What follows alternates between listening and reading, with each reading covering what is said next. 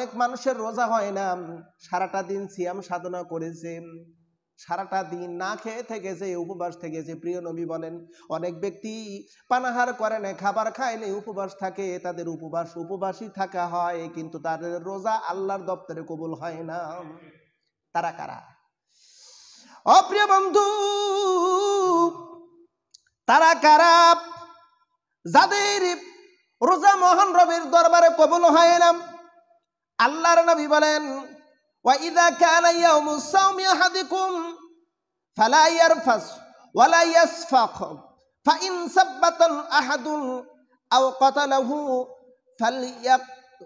ফালিয়াকুল ইন্নী উমরাতুন সাঈমুন। প্রিয় নবী বলেন এমন কিছু ব্যক্তি রোজা রাখে, সারাটা দিন না খেয়ে থাকে, পানি খায় না, কিচ্ছু খায় না, কিন্তু ওই ব্যক্তির দ্বারা মানুষের উপর নির্যাতন এগুলো বন্ধ হয় না। অশ্লীল গান বন্ধ করে, অশ্লীল গাল বন্ধ করে, অশ্লীল বাক্য আলাপ করে, এরকম মানুষ সমাজের ভিতর আছে, কিন্তু রোজা রাখার পরেও গাল বন্ধ করতেছে, অশ্লীল চিল্লায় চিল্লায় কথা বলে, এরপরে গীবত করে। প্রিয় নবী বলেন যারা গীবত করলো তারা যেন তাদের মরা ভাইয়ের মাংস চাবায় চাবায় খাইলো। আল্লাহর হাবিব আরো বলেন আল গিবাদু আসাদ্দু মিনাল জিনা, গীবত হলো জিনার চাইতেও মারাত্মক। এরা সারাটা দিন উপবাস থাকবে, কিন্তু এদের রোজা আল্লাহর দপ্তরে কবুল হবে না। লক্ষ্য করে দেখেন রোজা কেন এসেছে? রোজা এসেছে আত্মসংযম করার জন্য, বান্দার আত্মসংযম বৃদ্ধি করার জন্য, বান্দাকে পাপ মুক্ত করার জন্য, বান্দাকে মহান রবের নৈকট্য হাসিল করানোর জন্য রমজানের সিয়াম এসেছে। রমজানের সিয়াম মূলত এসেছে এই জন্যই। আল্লাহ পাক বলে লাআল্লাকুম তাত্তাকুন, বান্দা তুমি পরহেজগার হবে, তুমি মুত্তাকিন হবে। জোরে কোন একটু সুবহানাল্লাহ। গীবত যারা করবে তাদের রোজা হবে না, তাদের রোজাই হবে না, কারণ রোজার তো মূল শিক্ষা হলো আত্মসংযম, আর আত্মসংযম হলো গীবত থেকে আপনাকে দূরে থাকতে হবে। দ্বিতীয় নাম্বারে হলো হিংসা। যদি কোনো ব্যক্তি হিংসা করে রোজা রেখে, তার রোজা আল্লাহর দপ্তরে কবুল হবে না। হিংসা মারাত্মক একটা রোগ। প্রিয় নবী বলেন আল হাসাদু ইয়াকুলু হাসানা কামা তাকুলান নারুল হাতাব। হিংসা মানুষের নেক আমল পুরায় ছারখার করে দেয়, যেমন আগুন লাকড়ি পুরায় ছারখার করে। আগুন যেমন লাকড়ি পুরায় শেষ করে দেয়, হিংসা তদ্রুপভাবে মানুষের নেক আমল পুরায় শেষ করে দেয়। হিংসা হলো অপরের উন্নতি দেখে অন্তরের মধ্যে জ্বালা যন্ত্রণা করা, মানে অন্যের উন্নতি দেখে নিজের অন্তরের মধ্যে জ্বালা যন্ত্রণা করার নাম হলো হিংসা। কোন রোজাদার ব্যক্তি যদি হিংসা করে তার রোজা আল্লাহর দপ্তরে কবুল হবে না। পরিষ্কার কথা, তার রোজাই হবে না যদি কোনো ব্যক্তি হিংসা করে রোজা রাখা অবস্থায়। কারণ রমজানের রোজা এসেছে আমাকে আপনাকে পরহেজগার মুত্তাকিন করার জন্য, পরহেজগার মুত্তাকিন। এখন হিংসা যদি অন্তরে ভিতরে থাকে তাহলে কি ওই ব্যক্তি মুত্তাকি হতে পারবে? একটু জবান খুলে বলুন, হতে পারবে নাকি? যদি কোনো ব্যক্তি গীবত করে ওই ব্যক্তি কি মুত্তাকি হতে পারবে? হতে পারবে না। গীবতকারীর ব্যাপারে আমি প্রায় মাঝে মধ্যে এই কথাটা বলেছি আপনাদের সামনে। আল্লাহ পাক গীবতকারীকে বলেছেন ও হলো ওয়াইল নামক দোজখের অধিবাসী। ওয়াইলুল লিকুল্লি হুমাযাতিল লুমাযা। আল্লাহ পাক রব্বুল আলামিন বলেন ওই দুই ব্যক্তির উপরে অভিশাপ যারা সামনাসামনি মানুষকে ধিক্কার দিয়ে কথা বলেন। প্রিয় নবী বলেন রোজা রাখা অবস্থায় যদি কোনো ব্যক্তি একে অপরকে যদি কষ্টদায়ক কথা বলে ওর রোজা কবুল হবে না, কারণ ও ব্যক্তিটি হলো জাহান্নামী। কারণ এটা আল্লাহর কথা। ওয়াইলুল লিকুল্লি হুমাযা, ওই ব্যক্তির উপরে জাহান্নাম নির্ধারিত যে ব্যক্তি মানুষকে সামনাসামনি তিরস্কার করে কথা বলে, অন্তরে আঘাত মেরে কথা বলে। দ্বিতীয় নাম্বার হলো যারা পিছনে গীবত করে। তাহলে আমরা পেলাম যারা গীবত করবে, হিংসা করবে, মানুষকে সামনাসামনি ধিক্কার দিয়ে কথা বলবে, ওদের রোজা কবুল হবে না।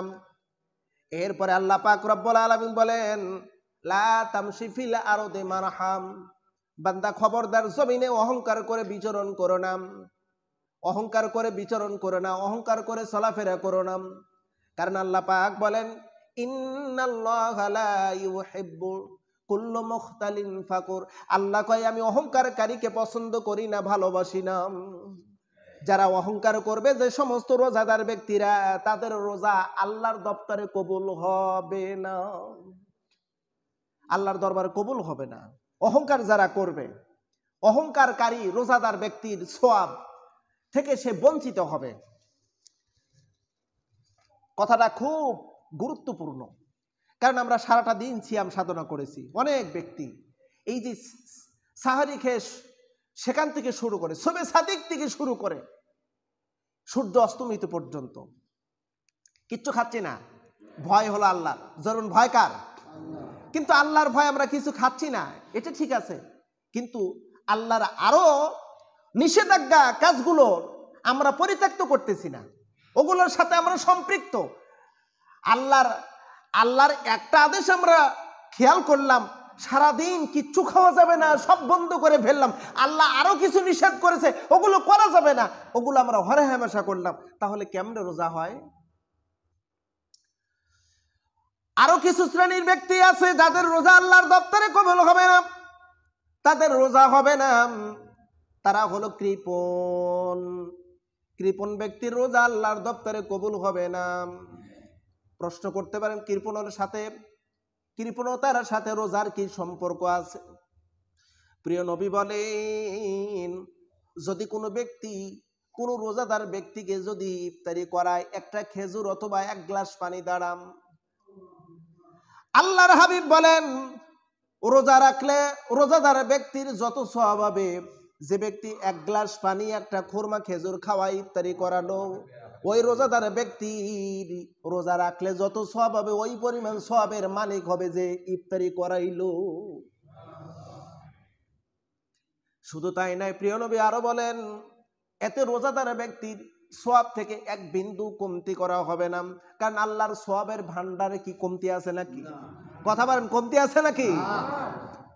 আমরা সমাজের ভিতরে এমনও কিছু সংখ্যক মানুষ দেখেছি, সম্পদের পাহাড়, কোটি কোটি টাকা, লক্ষ লক্ষ টাকার মালিক, কিন্তু এই রমজান মাসে কোনো রোজাদার ব্যক্তিকে ইফতারি করায় না, প্রতিবেশীদের হক আদায় করে না, আত্মীয়র হক আদায় করে না, দান সদকা করে না। আল্লাহর হাবিব বলেন ওই কৃপণ ব্যক্তির রোজা আল্লাহর দপ্তরে কবুল হবে না। আমরা তো নিজেরা জান্নাত দাবি করি, জান্নাতে যাব, সবাই যেতে চাই। কথা বলেন, যেতে চাই না? সবাই যেতে চাই জান্নাতে। আল্লাহ কয় আম হাসিবতুম আন তাদখুলুল জান্নাহ, বান্দা তুমি কি জান্নাতে মাংনা যেতে চাও? আপনারা বলুন, জান্নাতে কি মাংনাই যাবেন? জান্নাতে মাংনা যাওয়ার কোনো সুযোগ নেই, কোনো সুযোগ নাই। আমি আপনাদের কিভাবে দৃষ্টান্ত দিতে পারি? খাবার, একই ব্যক্তি খাবার খায়, এক ব্যক্তি খাবার খায় 50 টাকার খাবার হোটেলে কিনে খাইলে তার পেট ভরে যায়। প্রক্ষান্তরে আর একজন ব্যক্তি আছে, তার 5000 টাকার খাবার হইলেও পেট ভরে না। তার মানে খাবার যত মূল্যবান, তাকে ওই পরিমাণ মূল্য দিতে হয়, ঠিক কিনা? আমরা পোশাক ব্যবহার করি, এক একজনের গায়ে এক এক রকমের পোশাক, এক এক কোয়ালিটি দাম। আমাদের কারোর শরীরে আছে 500 টাকার পোশাক, কারোর শরীরে আছে 1000 টাকার পোশাক, কারোর শরীরের ভিতরে 2000, 5000, 10,000 টাকার পোশাক আছে। পোশাক বুঝে ওই পরিমাণ দাম দিতে হয়। আপনাদেরকে বলি, জান্নাত কি একেবারে দুর্বল জিনিস নাকি অনেক উত্তম জিনিস? অপ্রিয় বন্ধুরা, আল্লাহর হাবিব বলেন জান্নাতের হুর যারা হবে, ওই হুরের মাথার খোপায় যেই সুতা লাগানো আছে, ওরকম একটা সুতা 1000 সুতা আছে। একটা সুতার সমতুল্য সমপরিমাণ সম্পদ এই জমিনের ভিতরে নাই, গোটা দুনিয়ায় নাই। একটা হুরের সুতার কেনার যেই সম্পদ, টাকা দরকার, অর্থ দরকার, গোটা দুনিয়া 1000 বার বিক্রয় করলেও হবে না। যদি হুরের খোপার সুতার মূল্য যদি এত হয়, ওই হুরের দাম কত বড়, ওই যেই জান্নাতের ভিতরে দেওয়া হবে ওই জান্নাতের মূল্য কত বড়। ওই মূল্যবান জান্নাতের ভিতরে যেতে হলে এই দুর্বল আমল, দুর্বল ইমান, দুর্বল কাজ করে জান্নাতে যাওয়ার সুযোগ নাই।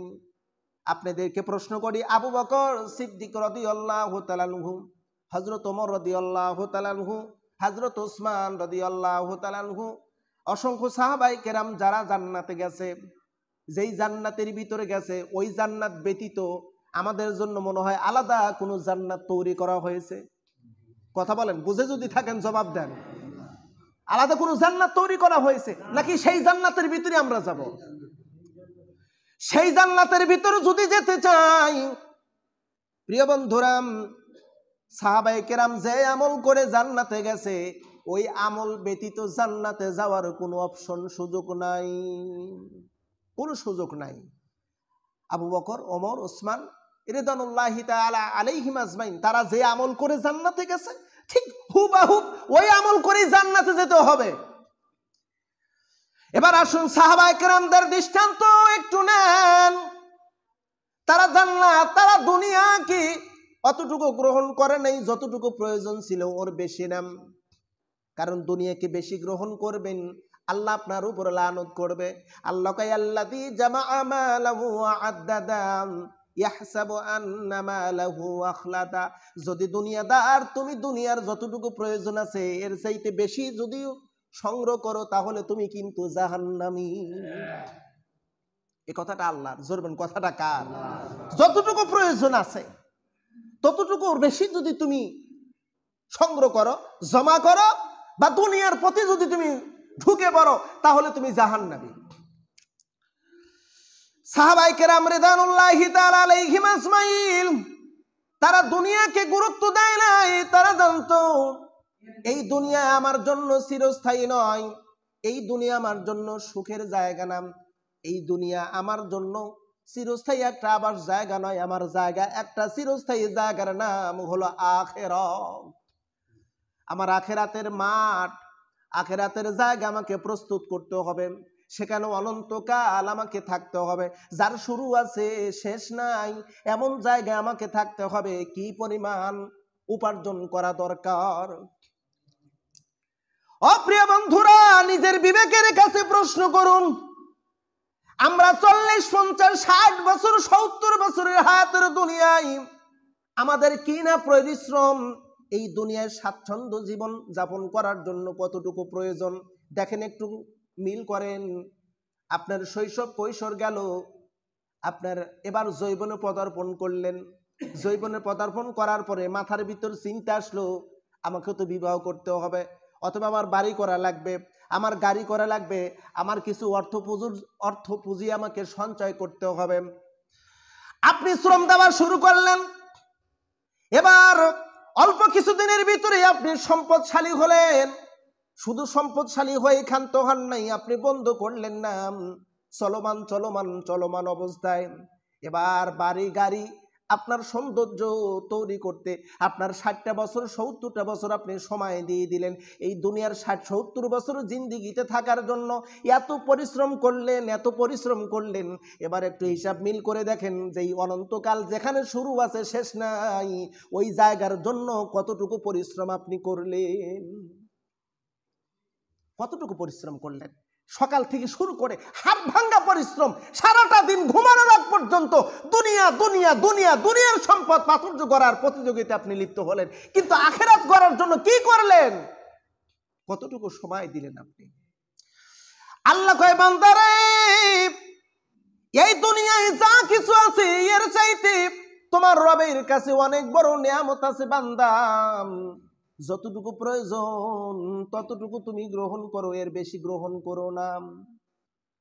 প্রিয় বন্ধুরা, সাহাবায়ে কেরামগণ তারা আখিরাতের জন্য পাগল ছিল। কোনো মতো বিশ্ব নবী যদি বলতো সাহাবায়ে কেরাম তোমরা কি জান্নাতে যেতে চাও, তোমরা কি জান্নাতে যেতে চাও, শুধু বলতো জান্নাতে যেতে চাও, তারা বলতেছি ইয়া রাসূলুল্লাহ অবশ্যই, নাম অবশ্যই আমরা জান্নাতে যেতে চাই। আল্লাহর হাবিব সাল্লাল্লাহু আলাইহি ওয়াসাল্লাম বদরের প্রান্তরে তিনি যখন ঘোষণা দিচ্ছিলেন, ও সাহাবীরাম আজকের এই যুদ্ধ হলো হক আর বাতিলের যুদ্ধ, তোমরা কে আসাও জান্নাতে যাবা, চলে আসো, তাআলাউ ইলা মাআল জান্নাহ, আসো আমার সাথে কে কে জান্নাতে যাবে, তাড়াতাড়ি চলে আসো, তাআলাউ ইলাল জান্নাহ, আসো আমার সাথে কে জান্নাতে যাবে। সাহাবায়ে কেরাম চলে আসলেন। হুজুর বললেন, আজকের হক বাতিলের যুদ্ধে, এই যুদ্ধে লড়াই করতে করতে যার জীবন চলে যাবে সে শহীদ। আর শহীদ মানে সে জান্নাতি। মৃত্যু হইতে যতক্ষণ এতটুকু দেরি, এরপরে তুমি জান্নাতুল ফেরদাউসের অধিকারী। সুবহানাল্লাহ। এতটুকু কথা বলতে দেরি। এক সাহাবী খুরমা খেজুর খাচ্ছিলেন, খুরমা খেজুর খাচ্ছে, খুরমা খেজুর ফেলে দিয়ে বলতেছে, আমার দেরি হয়ে যাচ্ছে, খুরমা খেজুর খাইয়া শেষ করব, তারপর আমি যুদ্ধের ময়দানে শামিল হব। না না, খুরমা খেজুর ফেলে দিয়া অস্ত্র নিয়ে ঢুকলেন যুদ্ধের ময়দানে। যুদ্ধ করতে করতে অনেকগুলো কাফেরকে কতল করার পরে অতর্কিত একটা তীর বুকে আসলো, ফিনকি দিয়ে রক্ত বের হয়েছে, শহীদ হয়ে গেছে। প্রিয় নবী বলেন, এই ব্যক্তিটি জান্নাতি। ইফাল লান তাফাল, করো করো না, এর নাম হলো ইসলাম, এর নাম হলো আনুগত্য, এর নামই হলো আল্লাহর দেওয়া কামিয়াব, এর নামই হলো আল্লাহর দেওয়া সুসংবাদকৃত জান্নাত। একটু চিন্তা ভাবনা করে দেখেন, এই রমজান মাস আমরা কতটুকু নিজেকে ইসলাহ করার জন্য, নিজেদেরকে সংশোধন করার জন্য আমরা ব্যস্ত আছি? না, নিজেরা ব্যস্ত নাই, নিজেদেরকে সংশোধন করার জন্য আমরা ব্যস্ত নাই। অথচ রমজান বলছে লাআল্লাকুম তাত্তাকুন, তোমাকে পরহেজগার মুত্তাকিন বানানোর জন্যই আমি রমজান এসেছি। জোরে কোন একটু সুবহানাল্লাহ। কৃপণতা, যে কথা বলতেছিলাম, কৃপণ ব্যক্তির রোজা কবুল হবে না। কার কাছে বলুন তো? আল্লাহ পাকের কাছে। কৃপণ ব্যক্তি, অনেক ব্যক্তি কৃপণ। হুজুর বলেন, কৃপণ যারা, তাদেরকে জাহান্নামের সবচেয়ে ভয়ঙ্কর জায়গায় ফেলে দেওয়া হবে। কৃপণতা আল্লাহ নিজে পছন্দ করেন না, কারণ আল্লাহ হলো গনিগুণ, আল্লাহ নিজে ধনী, অতএব ধনীদেরকে পছন্দ করেন। ধনী, আল্লাহ নিজে ধনী, ধনীদেরকে পছন্দ করেন। ধনী আবার কারা? আমরা জানি যারা সম্পদশীল তারাই হলো ধনী, তাই বলি না? না, ধনী হলো ওই ব্যক্তি যে ব্যক্তি মহান রবের সন্তুষ্ট অর্জনের লক্ষ্যে তার সম্পদ বিতরণ করে, ও হলো ধনী। আমাদের সমাজের ভিতর উল্টো নিয়ম, সবকিছু উল্টো, কিন্তু আল্লাহর কাছে হলো নিয়মটা হলো সোজা। আমাদের কাছে হলো যে যার কাছে টাকা সম্পদ বেশি সে হলো ধনী, যার কাছে টাকা পয়সা নেই সে হলো গরিব। আর আল্লাহর ভাষায় যার কাছে টাকা পয়সা নাই কিন্তু ঈমান আছে, ওই ব্যক্তিটি ধনী, ওই ব্যক্তিটি ধনী। টাকা পয়সা আছে কিন্তু ঈমান নাই, ও গরিবের চাইতেও কাঙ্গাল, মিসকিনের চাইতেও অসহায়। নেগেটিভ সেন্সে নেবেন না। অধিকাংশ ক্ষেত্রে আমরা দেখতে পাই যারা সম্পদশীল, সম্পদশালী, টাকা পয়সাওয়ালা, এদের ঈমানের অনেকটা দুর্বলতা। কারণ সম্পদের একটা গরম আছে, সম্পদের একটা অহংকার আছে, এর কারণে অনেকটা ঈমানের দিক দিয়ে দুর্বল হয়। হ্যাঁ, আবার আমরা দেখেছি হযরত ওসমান রাদিয়াল্লাহু তাআলা আনহুর মতন অসংখ্য ধনী ব্যক্তি দেখেছি যাদের ঈমানও যেমন বড়, সম্পদও তেমন বড়। কৃপণ ব্যক্তির রোজা আল্লাহর দপ্তরে কবুল হবে না। কৃপণ, প্রিয় নবী বলেছেন, লা ইয়াদখুলুল জান্নাতুল বাখিলুন, যারা কৃপণ ব্যক্তি তারা কখনো জান্নাতে যেতে পারবে না। কৃপণ ব্যক্তি কখনো জান্নাতে যেতে পারবে না। কারণ মুত্তাকিনের গুণবলীর মধ্যে শুরুর দিকে আল্লাহ পাক 5টি গুণবলীর কথা বলেছেন। আল্লাযীনা ইউমিনুনা বিল গায়ব ওয়া ইউকিমুনাস সালাতা ওয়া মিম্মা রাযাকনাহুম ইনফিকুন। 5টি গুণের মধ্যে একটি গুণ হলো আল্লাহ কয় ওই ব্যক্তি মুত্তাকিন যাকে আমি সম্পদ দিয়েছি, সম্পদ থেকে আল্লাহর রাস্তায় ব্যয় করে। আল্লাহর রাস্তায় যারা ব্যয় করলো ওরা হলো মুত্তাকিন। অপ্রিয় বন্ধুরা, আজকে একটু সময় সুযোগ এসেছে, এই রমজান আমাদেরকে কতটুকু ফায়দা, কতটুকু যা খয়ের দান করতেছে তাকে আমরা কল্পনা করেছি।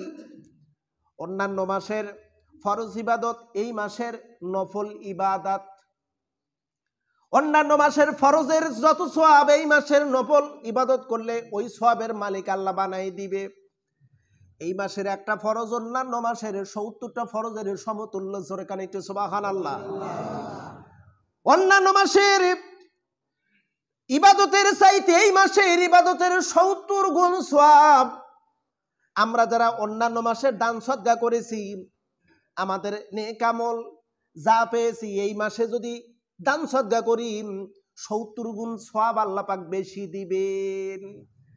এই জন্য অনেক ব্যক্তিরা আছে, অনেক যারা জ্ঞানী ব্যক্তি, তারা এই মাসে বেশি বেশি দান সদকা করে আর যাকাত আদায় করে। যাকাত আদায় করে, এই মাসে যাকাত আদায় করতেছে। আমাদের অধিকাংশ ব্যক্তিদের মধ্যে যাকাত ফরজ হয়ে গেছে। অধিকাংশ ব্যক্তি, আমরা এই কথাটা বিশ্বাস করি। বাংলাদেশের হিসাব তো আমরা সকলেই জানি। যাকাতের হিসাব মোটামুটি কে না জানে, কম বেশি সবারই জানা আছে। 52.5 তোলা রৌপ্য সমপরিমাণ সম্পদ একটা বছর অতিক্রম যদি করে, আয় ব্যয় করার পরে দেখা গেছে এই পরিমাণ 52.5 তোলা রৌপ্য সমপরিমাণ সম্পদ, অর্থাৎ নগদ পুঁজি, স্বর্ণ, রূপা, টাকা, ধান, চাউল, এরকম কিছু আছে, তাহলে ওর উপরে যাকাত ফরজ। 2.5%। জোরবন কয় পার্সেন্ট? 2 লক্ষ থেকে 2.5 লক্ষ টাকা থাকলেই তার উপরে যাকাত ফরজ। এখন যদি দেখা যায় ম্যাক্সিমাম মানুষের উপরে যাকাত ফরজ হয়ে গেছে, ম্যাক্সিমাম মানুষের, কিন্তু যাকাত দেয় না। যাকাত দিলে টাকা কম হয়ে যায়। অথচ যাকাত শব্দের আবিধানিক অর্থ হলো, শাব্দিক অর্থ হলো পবিত্রতা আনয়ন করা। যাকাত শব্দের অর্থ হলো পবিত্রতা আনয়ন করা। অর্থাৎ আপনার সম্পদের ভিতরে মিসকিনের অংশ আছে, ইয়েতিমের অংশ আছে, গরিবের অংশ আছে, মুসাফিরের অংশ আছে, যারা মুজাহিদ তাদের অংশ রয়েছে। অর্থাৎ আপনার খাবারের ভিতরে কয়েক শ্রেণীর মানুষের খাবারের হক রয়ে গেছে।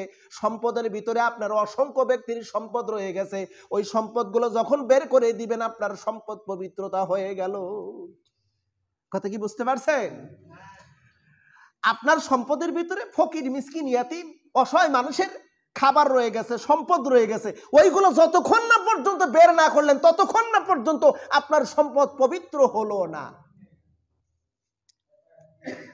অপ্রিয় বন্ধুরা, অধিকাংশ ব্যক্তিরা যাকাত দেয় না। যাকাত যারা দেয় না, শুনে রাখেন, তাদের ইবাদত কবুল হবে না। আপনি নামাজ পড়তেছেন, এইটা সহজ বিধান, সহজ হুকুম। নামাজ পড়লে তো টাকা লাগে না, নামাজ পড়লে তো কোনো কষ্ট নেই, শারীরিক একটু কষ্ট আছে, পড়লাম নামাজ। এবার যাকাত দেওয়ার কথা বললো, যাকাত দিলেন না। নামাজের গুরুত্ব যেমন, যাকাতের গুরুত্ব তেমন। আকিমুস সালাত ওয়াতুজ যাকাত, আকিমুস সালাত ওয়াতুজ যাকাত। নামাজ আদায় করো, নামাজ কায়েম করো, প্রতিষ্ঠিত করো, যাকাত আদায় করো। হুকুম হলো আল্লাহর। হুকুম কার? নামাজ আর যাকাতকে আপনি আলাদা করবেন? সম্ভব না।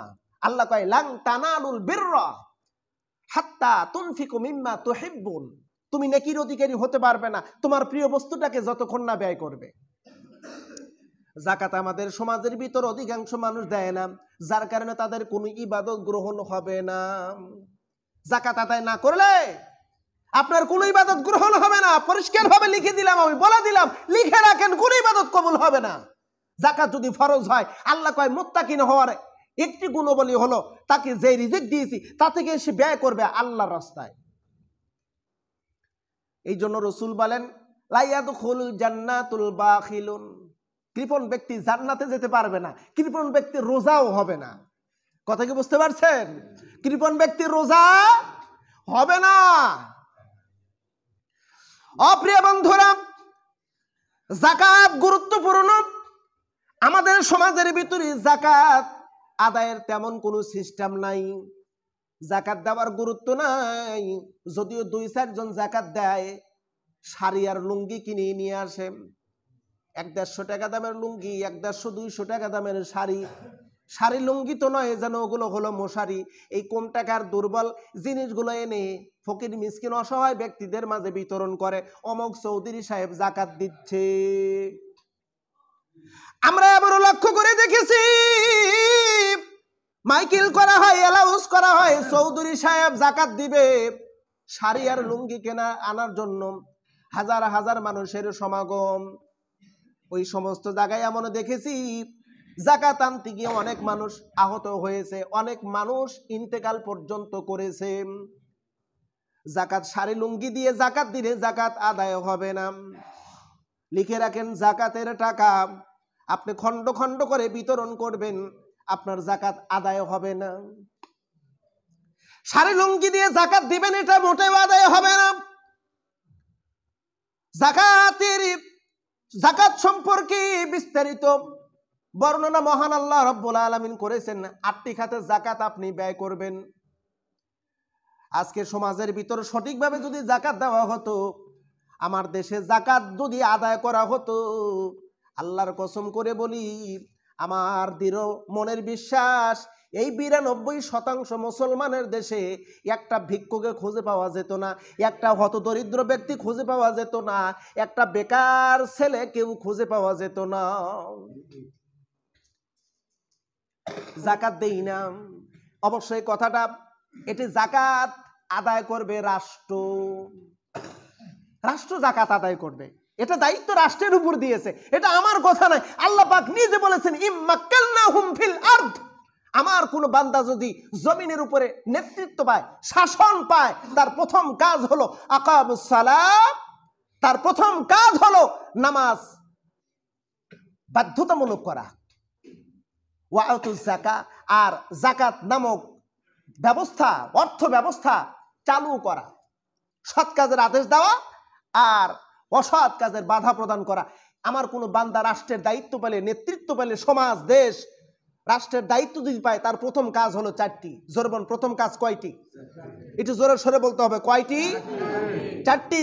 একটি হলো নামাজ প্রতিষ্ঠিত করা, দ্বিতীয় নাম্বার হলো যাকাত প্রতিষ্ঠিত করা। যাকাত, আমাদের দেশে যাকাত ফাউন্ডেশন আছে, কিন্তু যাকাত আদায় করার কোনো সিস্টেম নাই। যাকাত আদায় করা এক জিনিস, আর যাকাত ফাউন্ডেশন আর একটা জিনিস। যাকাত আদায় করা কি? আমার দেশের আজকে যদি এই যে অন্তর্বর্তী সরকার আছে, ডক্টর ইউনূস যদি যাকাত আদায়ের কথা যদি কঠিনভাবে বলে যে গোটা বাংলাদেশের যাকাত আদায় করা হবে, প্রত্যেকটা থানার টিউনো মহোদয়কে বলা হলো, আপনি প্রতিটা থানার লোকদেরকে, চেয়ারম্যানদেরকে অবহিত করান এবং প্রতিটা গ্রামে গ্রামে লিস্ট করেন কয়জন ধনী আছে, ধনীদের তালিকা করা হোক, তাদের সম্পদের আয় ব্যয়ের হিসাব করা হোক। 1 বছর আয় ব্যয় হিসাব করার পরে যেই সম্পদ থাকবে ওর উপরে 2.5% আকারে টাকা আপনি আপনার উপজেলা টিউনো আপনি আপনার সম্পদ সঞ্চয় করুন। দেখা গেল এই তারাস থানায় যদি এরকম একটি ঘোষণা আসে, ঘোষণা আসতে দেরি, ধনীদের তালিকা করবে, সম্পদের আয় ব্যয়ের হিসাব নেওয়ার পরে যদি হিসাব মতো যদি যাকাতের টাকা আয় করা যায়, আদায় করা যায়, এই তারাস থানায় কয়জন গরিব আছে, কয়জন অসহায় মিসকিন আছে, এদের মাঝে যদি বন্টন করা যায়, 1 বছর 2 বছরের ভিতরে আপনি লাইট দিয়ে খুঁজেও একটা গরিব অসহায় মিসকিন কোনো ব্যক্তি খুঁজে পাবেন না। আর সুদের সামান্য 20-30 হাজার টাকার জন্য মানুষ এনজিওর কাছে ধর্ণা দেবে না। আমি দেখেছি অনেক ব্যক্তি বিপদে পড়ে এনজিওর সুদি টাকার কাছে যায়, অনেক ব্যক্তি নিরুপায়, উপায় নাই, যাবে কোন জায়গায়? আমার দেশে যাকাত নামক অর্থ ব্যবস্থা যদি চালু হয়, বিশ্বাস করেন গোটা বাংলাদেশে কোনো সুদের জন্য, সুদি টাকার উপরে মানুষ হাওলাত বারাত করবে না। পরিশেষে এমন একটা ব্যবস্থা হয়ে যাবে, যাকাত কাকে দিবেন আপনি, যাকাত দেওয়ার লোক খুঁজে পাবেন না। আমরা মুসলমান নিজেদেরকে দাবি করি আমরা জান্নাতে যাব, কিন্তু আল্লাহর হুকুমগুলোকে আমরা ফলো করি না। আল্লাহ কয়, আফাতুমিনুনা বিবাদিল কিতাব ওয়া তাকফুরুনা বিবাদ, অর্থাৎ কিছু হুকুমগুলো, সহজ সহজ হুকুমগুলো আমরা মানবো, আর কঠিন হুকুমগুলো মানবো না। আল্লাহ কয়, তুই ইমানদার না, ইমানদার না। প্রিয় বন্ধুরা, তাহলে আমরা জানলাম কৃপণ ব্যক্তির রোজা কবুল হবে না কার কাছে? একটু জোরে সোরে বলতে হবে, কার কাছে? কৃপণ ব্যক্তি। আবারও কথাগুলো রিপ্লে 1 মিনিটে বলে শেষ করি। যারা গীবত করবে রোজা রেখে, তাদের রোজা কবুল হবে না। যারা হিংসা করবে, তাদের রোজা কবুল হবে না। যারা অহংকার করবে, তাদের রোজা কবুল হবে না। এরপরে যারা কৃপণ ব্যক্তি, কৃপণ ব্যক্তি রোজা কবুল হবে না। অশ্লীল বাক্য, অশ্লীল কথা বলে, এদের রোজাও কবুল হবে। এরপরে যারা সামনাসামনি ধিক্কার দিয়ে মানুষকে কথা বলে, সামনাসামনি ধিক্কার দিয়ে কথা বলে, তাদের রোজাও কবুল হবে না। আসুন নিজেদেরকে আমরা ইসলাহ করে নেই, নিজেদেরকে সংশোধন করে নেই। মহান আল্লাহ সুবহানাহু ওয়া তাআলা আমাদেরকে আত্মসংযম করার তৌফিক দান করুক। জোরে বলুন আমিন।